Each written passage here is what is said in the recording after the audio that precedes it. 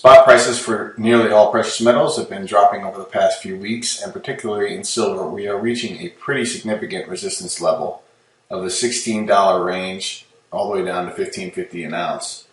Currently, spot's hovering just above $16 an ounce, but it's quite possible that early next week we could see a dip below 16 and into the mid-15s. In the last 2 years, this has occurred on about 3 occasions, and the price rebounds were fast. So it's just a heads up for those out there who are dollar cost averaging their stacks this summer. On to this week's interview, which was recorded at an hour I should never have to wake up at. No, I'm only kidding. 6 a.m. we recorded this, 6 a.m. Eastern. I spoke with Ronnie, and you're about to hear and see it on YouTube. Have a great weekend, everyone. Hello, and welcome to this week's Metals and Markets Update. I'm your host, James Anderson of SD Bullion. With us this week is Ronnie Stoffrole. He's author of the widely popular annual In Gold We Trust report. He's also author of the best-selling book, Austrian School for Investors. Ronnie, thanks for taking your time to be with us today. Thanks a lot, James. It's a great pleasure. And I know over there it's pretty early, so I really appreciate it. I hope you had a good cup of coffee. That's no problem. It's no problem at all. I definitely did.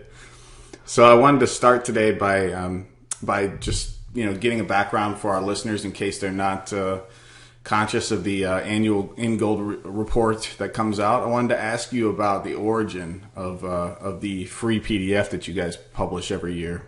When did it begin, and kind of why did you guys do it?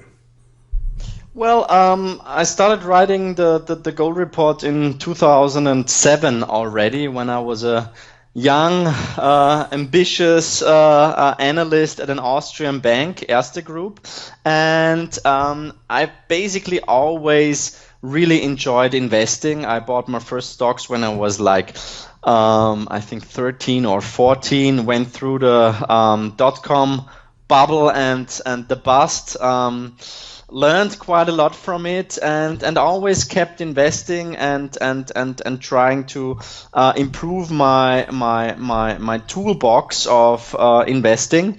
And 2006 I started investing in small mining companies, and I was very fortunate to become an investor in Osisko, which turned out to become really one of the biggest mines in Canada, and was I think a 40-bagger, really tremendous performance. And then I went to my boss and said, I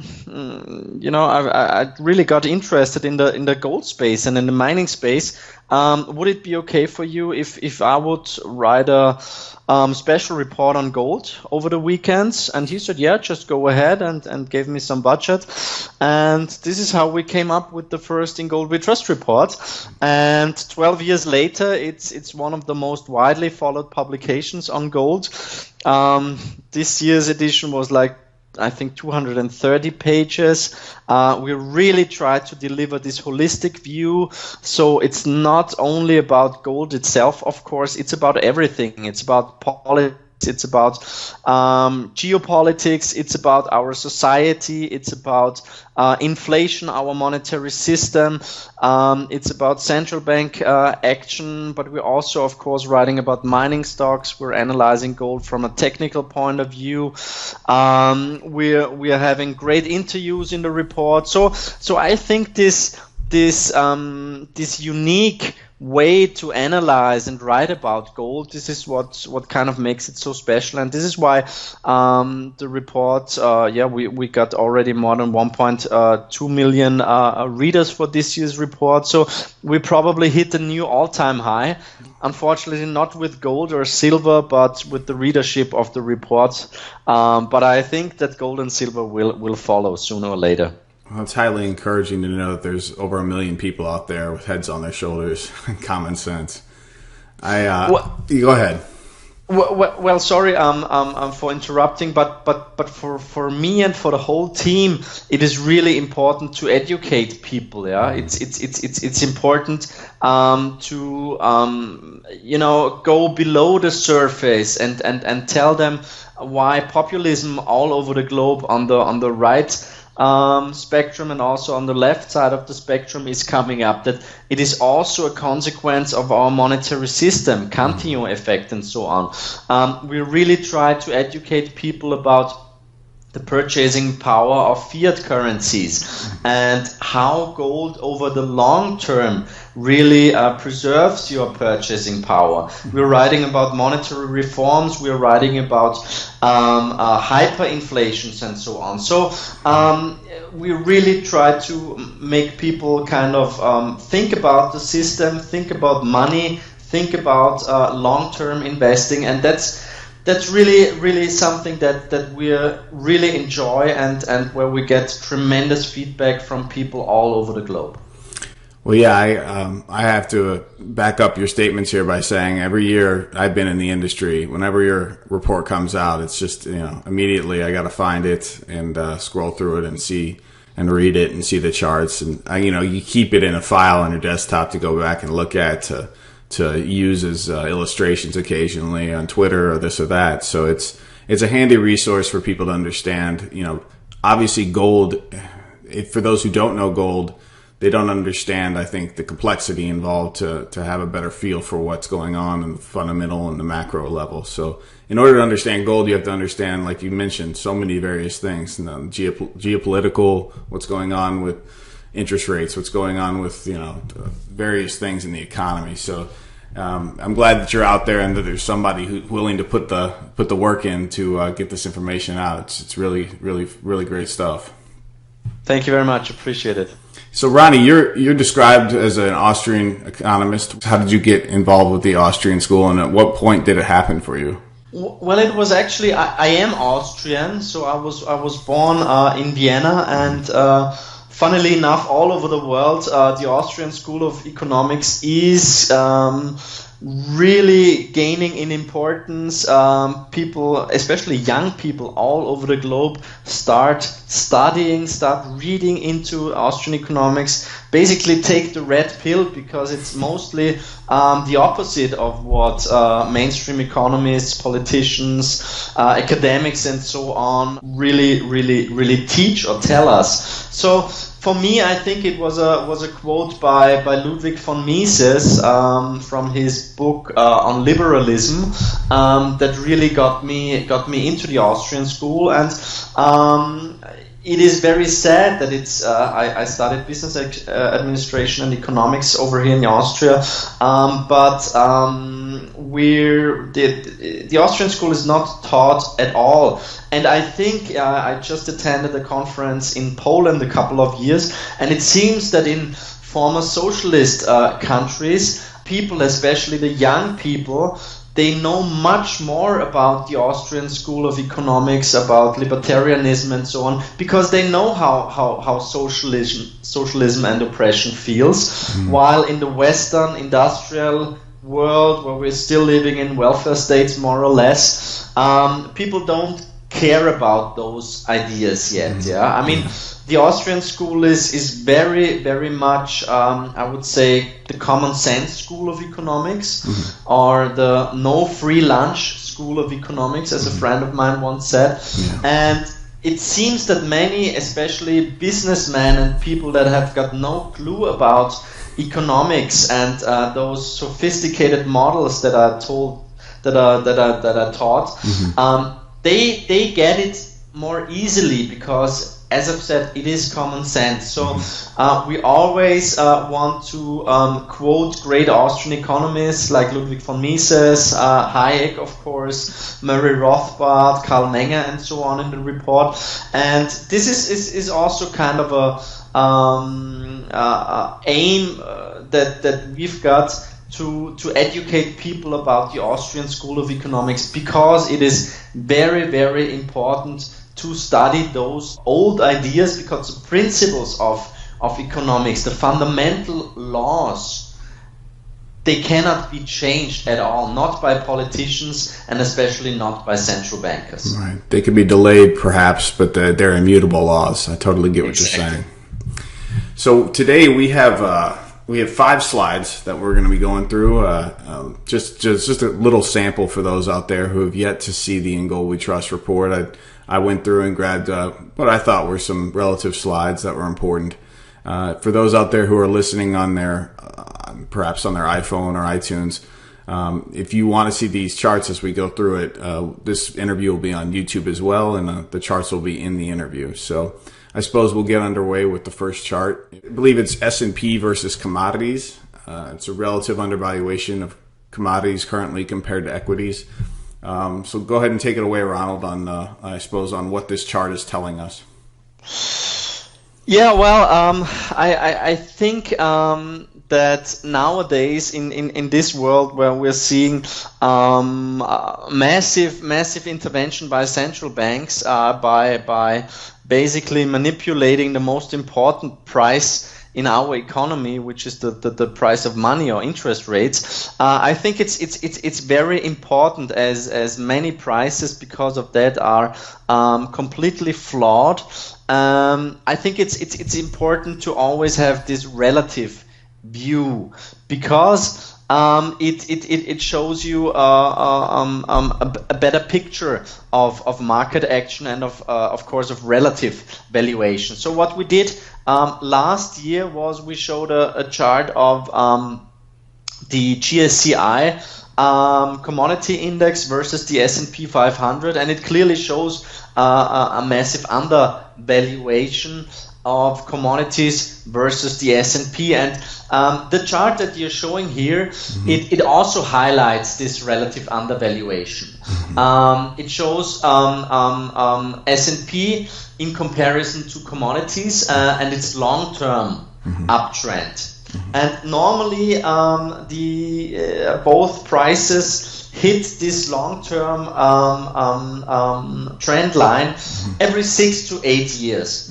At the moment, there's a complete divergence, meaning that the S&P 500 would have to fall 40% to hit this trend line again, and commodities would have to rise 115% to go up to that trend line again. So, of course, I don't want to say that this is going to happen for sure, but I think the deeper look at history and this chart, it's putting things into perspective. It shows you that on a relative basis, commodities are just dirt cheap compared to equities. Right.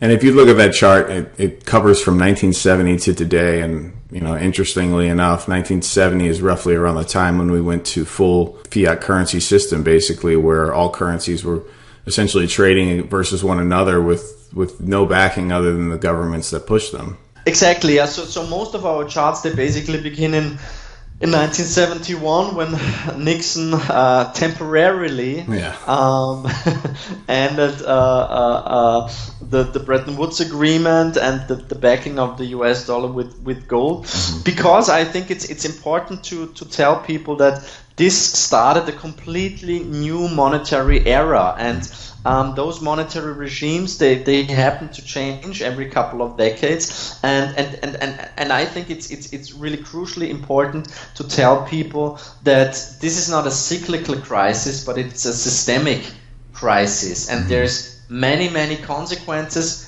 based on this kind of end game of the fiat money system, and that is something for some reason that almost nobody is really talking about, this long-term view on our monetary system, because monetarists, but especially Keynesian, they just say, okay, that's the monetary system that we're living in.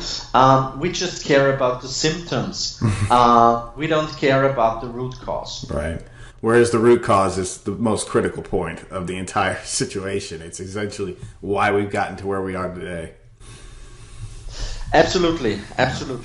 So when we look at that first chart, we obviously see S&P, going, hyperbolic as far as compared to the mean. In slide 2, we have a tweet from you, which I thought was rather interesting, and it talks about monetary surrealism leads to complacency, and it looks like a Bloomberg headline. It says the stock market never goes down anymore. And you tweeted out that you'll definitely save this headline and use it for presentations in the near future. Just a little commentary on the euphoria that goes on when the stock market perhaps gets overvalued. Yeah, well, that was a great Bloomberg headline from mid-January 2018, and we all know what happened end of January, beginning of February. That was basically the first big warning shot. We have seen that volatility was spiking. We've seen that there was some sort of a slight panic hitting the markets for the first time in ages. Now, we shouldn't forget that the biggest central banks created $15 trillion in the last 10 years out of thin air. And from our point of view, of course, it is this loose interest rate policy. It is globalized quantitative easing that created this everything bubble. So the complacency that we're seeing is mainly a consequence of this monetary surrealism that we are seeing. So, I mean, we're seeing it in the stock market, but of course we're also seeing it in bond markets. I mean, in a couple of years, people will just shake their head and say, you guys must have been crazy buying 10-year Italian government bonds with a negative yield, buying Argentina century bonds with a yield of, I don't know, 7%, and I think 1 year after they already have to kind of rearrange the bond. Yeah. So the terms, yeah. So this monetary complacency, this will end sooner or later, and I think the main reason, and this is also something that we are highlighting in the report, is this monetary tide that is turning. We're going from a globalized quantitative easing environment to a quantitative tightening environment. It is not only the Federal Reserve. The Federal Reserve will reduce its balance sheet by 420 billion this year. It will be already 50 billion on a monthly basis starting in October. That's quite a lot of money. So it's going to be 600 billion next year and 600 billion the year after. We're seeing that even the European Central Bank is becoming a bit more restrictive. It's the Bank of England. So it's on a globalized basis. Central banks are becoming more restrictive and they try to end this liquidity party.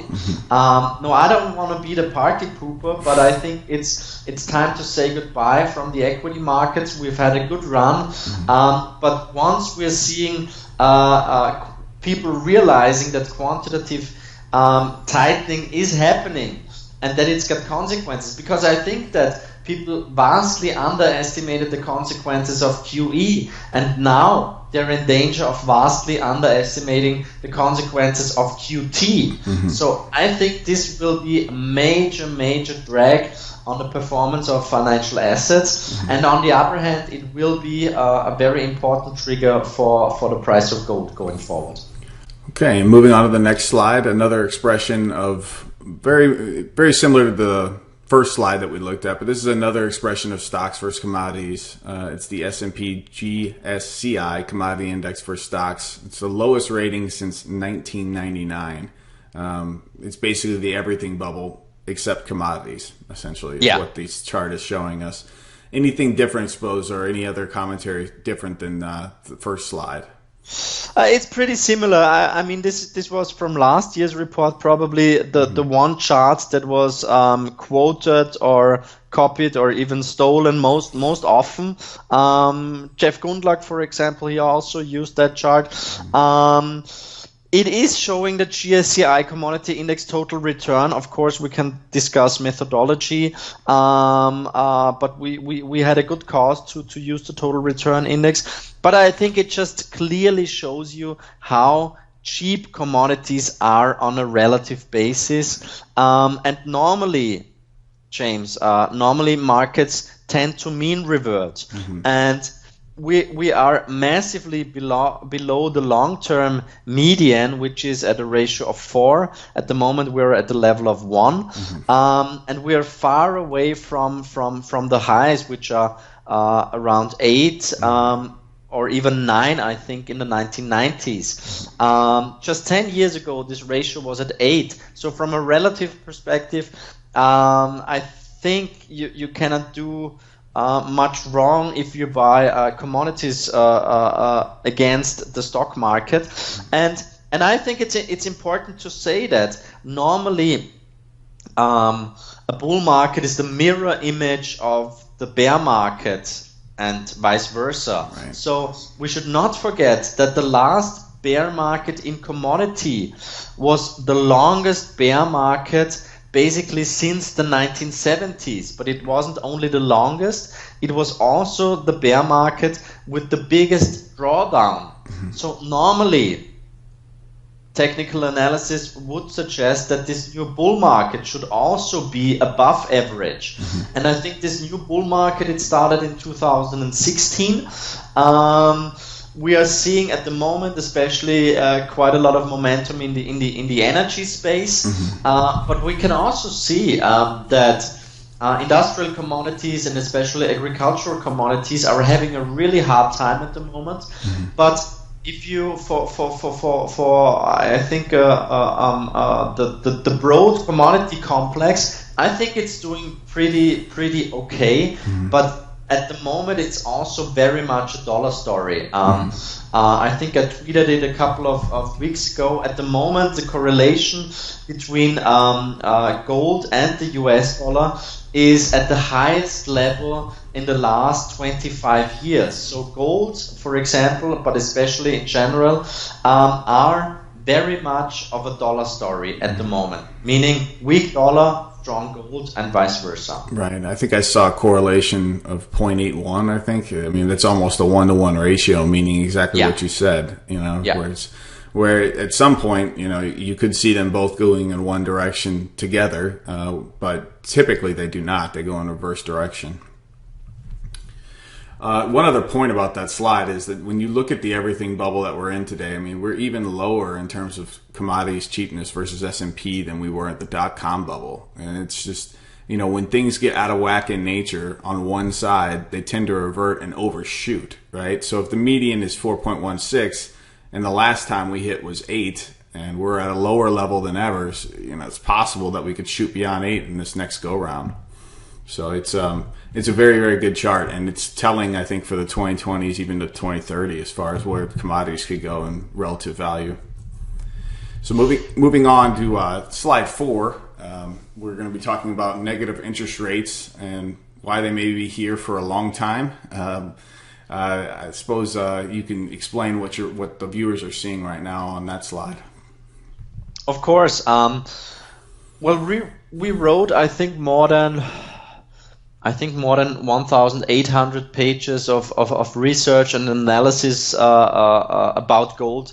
And at some point we came to the conclusion, if there would only be one indicator or one number that is really important for gold, it is real interest rates or the direction of real interest rates. I mean, that's a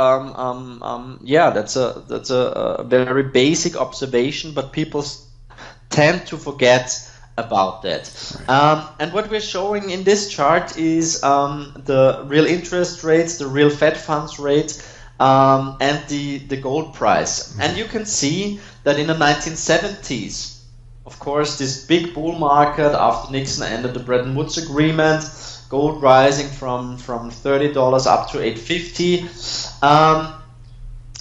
In this decade, we have seen mostly negative real interest rates. From 1974 till 1976, we have seen rising real interest rates, still being negative, but that's also the reason for this mid-cycle correction that we've seen, where gold corrected from $200 down to $100. Now, Then, end of the 70s, Paul Volcker came in and he brutally raised interest rates. He killed inflation. I think he was the most hated man. He caused some sort of a big unemployment and recession. But this also laid the foundation for a 20-year bull market in equities, for a very, very positive business environment. And in the 80s and 90s, as you can see in this chart, we have seen mostly positive real interest rates. And this was just a negative environment for gold because opportunity costs of holding gold were high. Now, since the year 2001, 2002, we are also seeing mostly negative real rates again. And I think going forward, this is probably the one fact that makes me most optimistic, because we are, compared to 2008, for example, we are seeing this over-indebtedness, not only on the side of the government, but also on the side, also now in emerging market countries. We're seeing it on a corporate level, and we're seeing it in the private sector. Just one number: the CBO's Congressional Budget Office expects for the next 10 years, I think, a total budget deficit for the US at, I think, $14 trillion US. So it's gonna be every year it's gonna be above 1 trillion. But their assumptions are a bit optimistic or perhaps naive, because they don't expect any recession in the next decade. Right. Well, I would bet against that. That would show that probably the deficit and the whole new debt burden is going to be significantly higher in the next couple of years. And we're not only seeing it in the US, that's a global phenomenon. So the consequence is we simply cannot afford higher real interest rates. Negative real rates, that's probably the most important tool of financial repression, and they are here to stay. We just need them to kind of get the debt situation under control, and that should be a very, very positive foundation for gold. Right. I mean, just to define, if you can, for our listeners, exactly what a negative real interest rate is. What does that mean in layman's terms? Well, it basically is the interest level minus official inflation. Now you can also calculate it, of course, with 2-year, 5-year, or 10-year U.S. Treasuries minus the official inflation rate. You will basically come to a very similar conclusion. And of course, we can always discuss or criticize official inflation numbers, because they basically got nothing to do with real life. Right. We all know that inflation is highly subjective, that my goods and services that I'm purchasing are very different to the stuff that my parents or my grandparents buy. So from an Austrian perspective, those indicators, those baskets, they are pretty much useless. But still, we should not forget that 99% of the people still follow those indicators, those official inflation indicators, and that many other factors are linked to that. Of course, it's social service stuff that is always linked to those official numbers. And perhaps as a little side note, it is important. The Austrian School of Economics defines inflation completely differently. We go back to the root cause of rising prices. This is an expansion of the money supply. So if there is an expansion of the money supply, it has consequences, and those consequences are not neutral. So by raising the money supply 10%, it doesn't mean that everything rises by 10%. it's got also distributionary effects, of course, Cantillon effect, and so on. And what's important is to say that the first consequence of monetary inflation is always asset price inflation. And we're seeing massive asset price inflation. Equity markets, bond markets, real estate markets all over the world going crazy. So that's already the big consequence of monetary inflation. But the next stage is always consumer price inflation. And this is exactly what central bankers, but also politicians, really hope for. What they pray for, basically. And they completely disregard that we already have seen the second stage, which is which is asset price inflation. So this would suggest that we will hit the third stage soon. But once the genie is out of the bottle, it's hard to get it in again. So I think a negative surprise on the inflation side definitely is in the cards. 2 points to follow up on this. Obviously, it's in their interest. It's in the interest of a Western government that has social benefits to underreport the inflation statistics. I mean, you have the Bureau of Labor Statistics. We have a note here of them talking about this in one of their reports. It says a mistake of just 0.1% in the CPI would result in an over or underpayment of almost $1 billion in annual Social Security benefits. That's just 0.1%. So imagine 1%, 2%.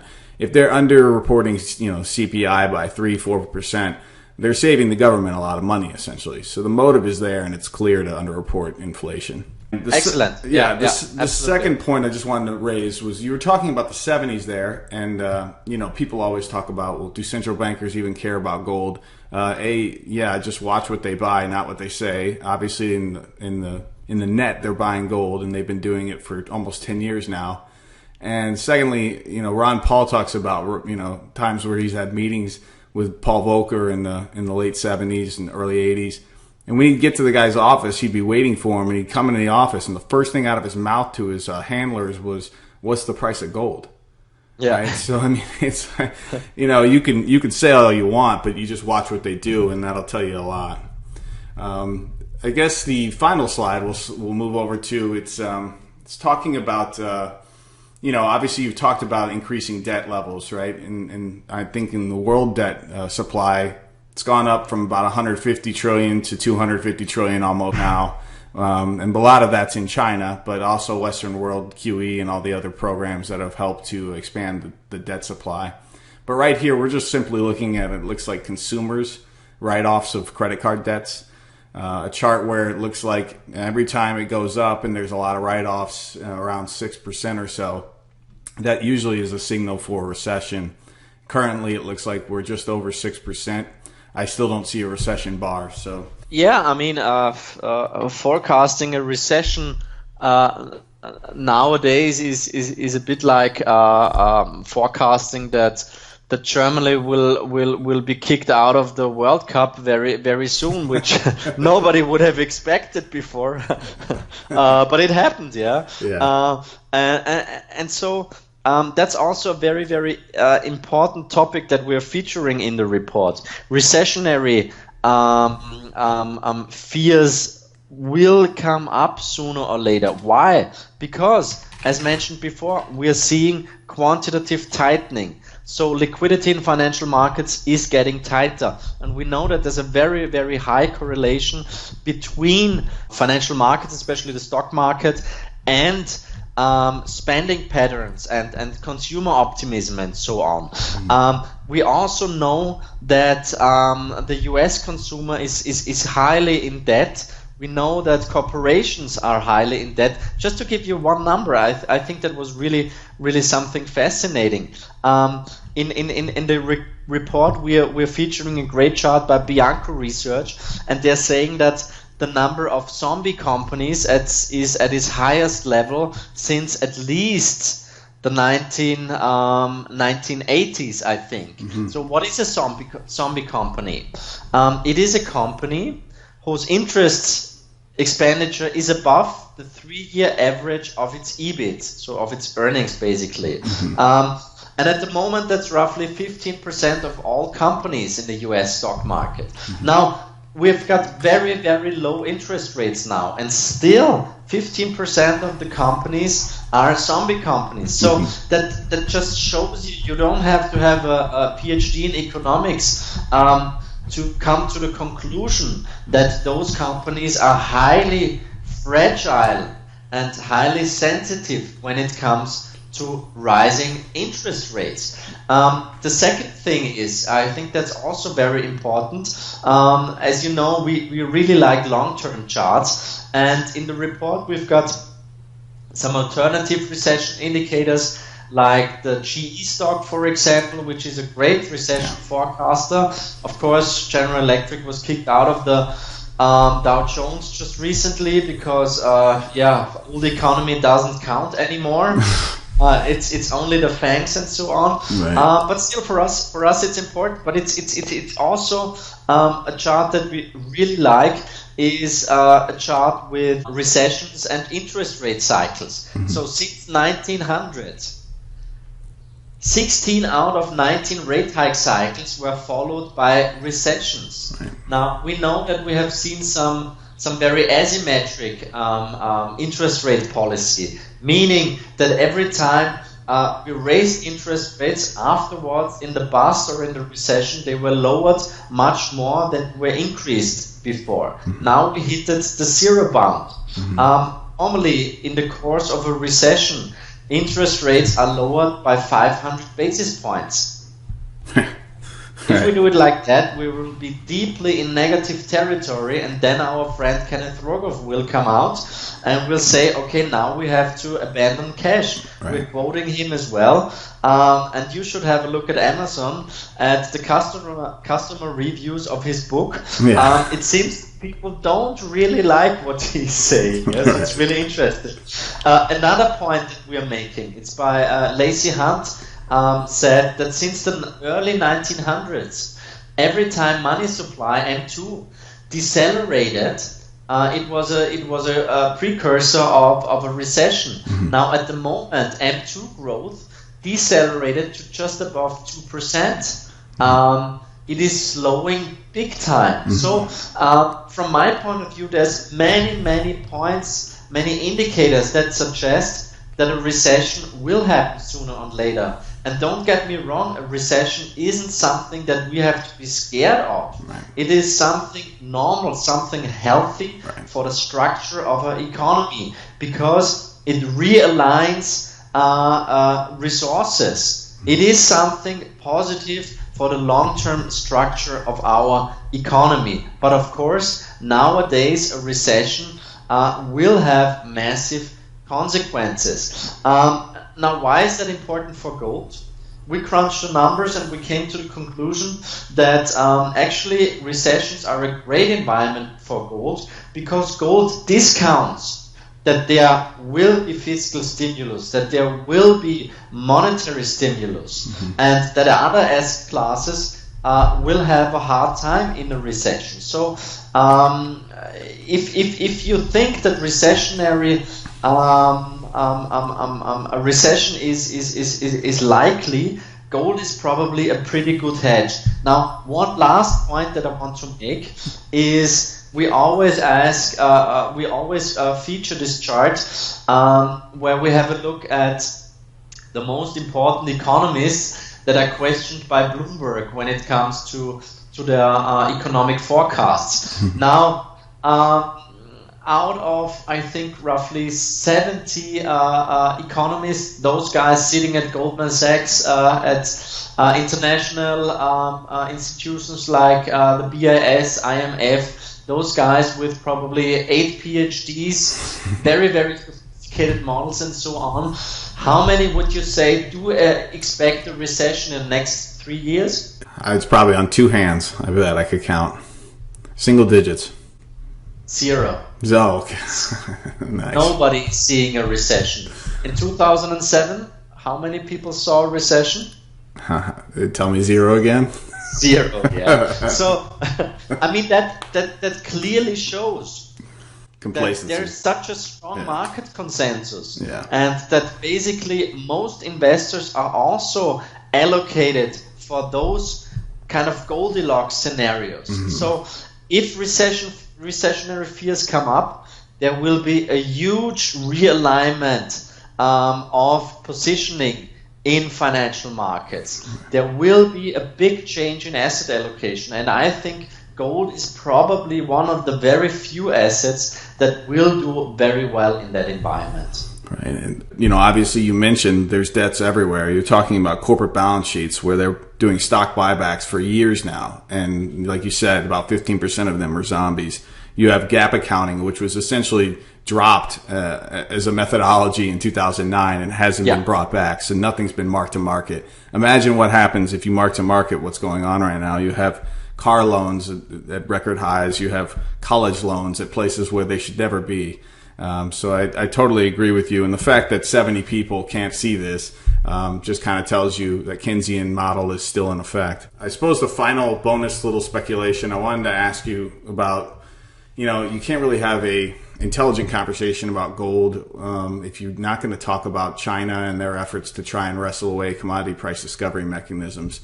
What do you see currently? What's going on with China? Obviously, it's moving fast. It's a fluid situation, but obviously you've been doing this since 2007, and a lot's changed with China since then. So perhaps maybe what are you seeing of late from that side of the world?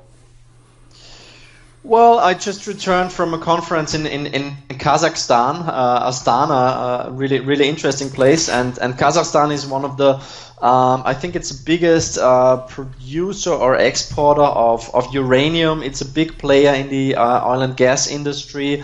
Of course, gold and silver play a crucial role, rare earth and so on. And it's been a really big and interesting mining congress. And Kazakhstan is also interesting from a strategical point of view because it's basically in the center of Eurasia.